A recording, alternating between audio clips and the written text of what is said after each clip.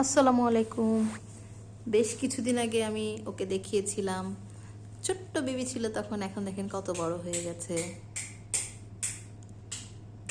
এখন ওর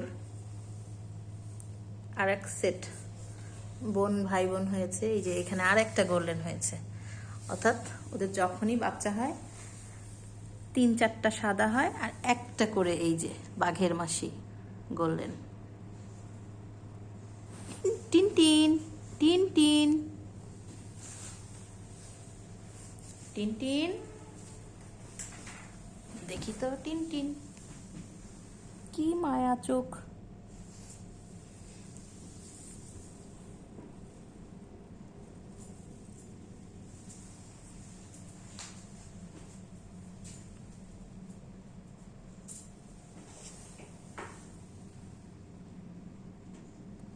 ও তো লুকালো।